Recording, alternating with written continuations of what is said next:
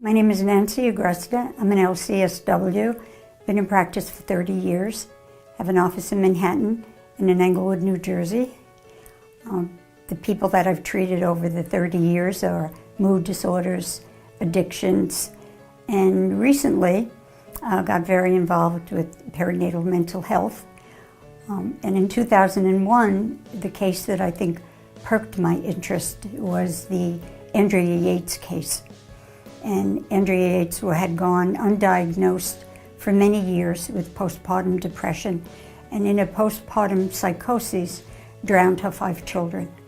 And to this day, these things are still happening. And only in 2005 did Governor Cody mandate that women be screened for postpartum depression. And we are giving treatment to women at a snail's pace. And the Wilderman Foundation will hopefully get this up and running a lot more quickly to be able to give women better treatment. And I am honored and privileged to be a part of the very talented advisory board led by Ariel Schatz Wilderman and her husband, Dr. Michael Wilderman. And it is such a joy to watch them with their enthusiasm and their never-ending energy for the fund. And I think that we can help many of these women that are suffering in silence. And I think it's imperative that we as women and just as people join together and help these women and their families, their husbands, their children. Everyone suffers with this illness. It is actually a family illness. And unfortunately, the women are the biggest sufferers in this.